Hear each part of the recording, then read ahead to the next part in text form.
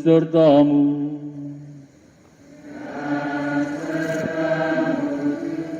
Inilah Injil Yesus Kristus menurut Santo Yohanes. Dimuliakanlah Tuhan.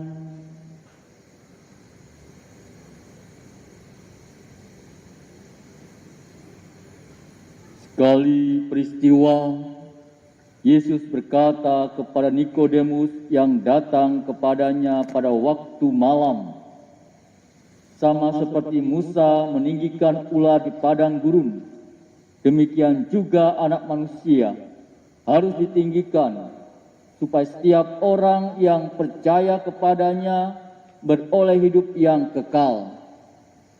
Karena begitu besar kasih Allah akan dunia ini, sehingga Ia telah mengaruniakan Anaknya yang tunggal, supaya setiap orang yang percaya kepadanya tidak binasa, melainkan beroleh hidup yang kekal. Sebab Allah mengutus Anaknya ke dalam dunia bukan untuk menghakimi dunia, melainkan untuk menyelamatkan oleh Dia. Barang siapa percaya kepadanya, ia tidak akan dihukum. Tetapi barang siapa tidak percaya, ia telah berada di bawah hukuman. Sebab ia tidak percaya dalam nama Anak Tunggal Allah. Dan inilah hukuman itu, terang telah datang ke dalam dunia, tetapi manusia lebih menyukai kegelapan daripada terang. Sebab perbuatan-perbuatan mereka jahat. Sebab barang siapa berbuat jahat, ia membenci terang dan tidak datang kepada terang itu, supaya perbuatan-perbuatan yang jahat itu tidak nampak. Tetapi barang siapa melakukan yang benar, ia datang kepada terang, supaya menjadi nyata bahwa perbuatan-perbuatannya dilakukan dalam Allah. Berbahagialah kita yang mendengarkan sabda Tuhan dan tekun melaksanakannya. Sabdamu adalah jalan, kebenaran dan hidup kami.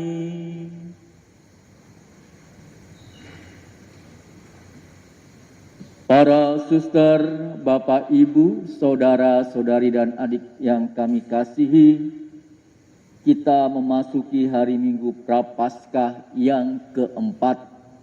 Hari Minggu ini dikenal juga dengan nama Hari Minggu Sukacita atau Gaudete. Mengapa kita harus bersukacita dalam masa Prapaskah ini? Suatu pertanyaan yang seringkali ditanyakan. Bapak, Ibu, saudara-saudariku yang terkasih, kita bersukacita karena terang dan keselamatan dari Tuhan itu semakin dekat pada kita. Kita semua percaya bahwa Tuhan Yesus tidak takut memberi dirinya sebagai kurban tebusan bagi banyak orang.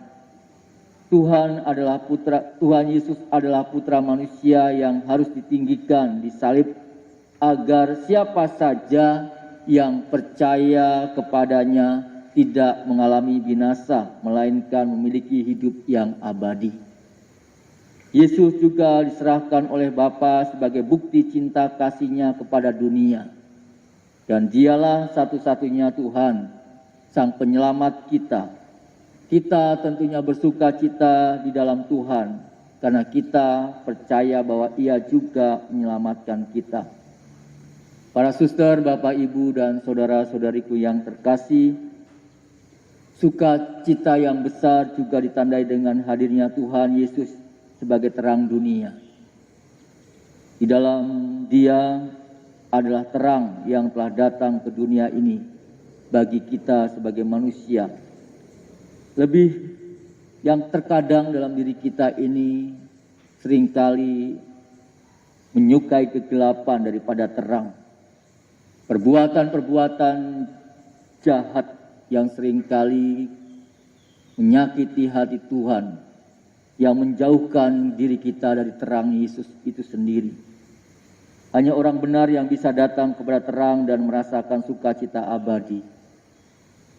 Orang-orang benar melakukan perbuatan dalam Allah sendiri.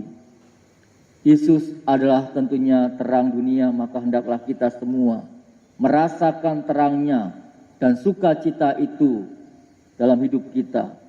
Dan kita tentunya masuk dalam kerajaan surga. Para suster yang terkasih dan juga Bapak Ibu yang kami cintai, terkadang dalam diri kita itu masih bertemu dengan orang-orang yang mempunyai gambaran yang salah tentang Allah. Mereka memandang terkadang itu Allah sebagai yang menghakimi, yang mengutuk, yang menghukum. Terkadang ketika kita mengalami kedukaan, mengalami suatu penderitaan atau mengalami bencana, terkadang kita melihat menggambarkan Tuhan itu yang menghakimi, mengutuk dan bahkan menghukum. Mereka yakin bahwa Allah menghukum mereka karena kesalahan-kesalahan masa lampau. Mereka melihat Allah sebagai seorang hakim yang kejam, yang menghukum, yang mereka juga berbuat salah dan membalas mereka cepat atau lambat. Ini sama sekali bertentangan dengan gambaran Allah yang sangat mengasihi kita tanpa syarat dan juga sepenuh hati. Dalam Injil hari ini dikatakan dengan jelas bahwa dasarnya adalah Allah mencintai kita. Dalam Injil dikatakan Allah mengutus anaknya ke dalam dunia bukan untuk menghakimi dunia, melainkan untuk menyelamatkannya. Menyelamatkan adalah pembebasan dan juga memerdekakan kita dari dosa-dosa.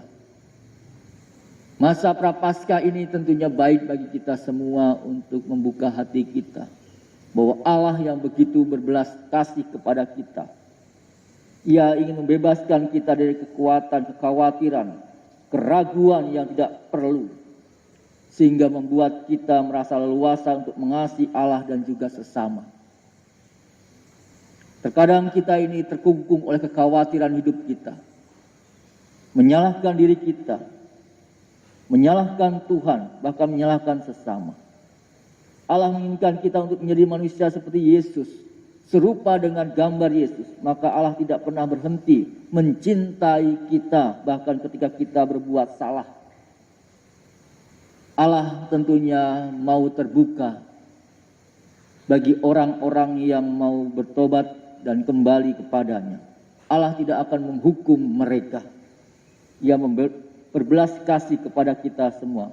Meskipun kadang kita berkali-kali tidak setia dengan dan mengikuti segala dosa-dosa kita.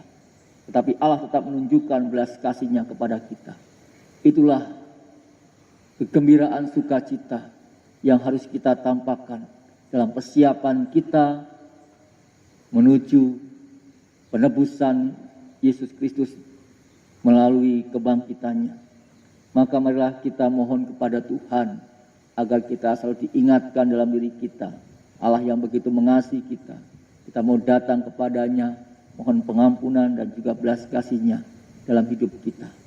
Kemuliaan kepada Bapa dan Putra dan Roh Kudus seperti pada permulaan, sekarang, selalu dan sepanjang segala abad. Amin.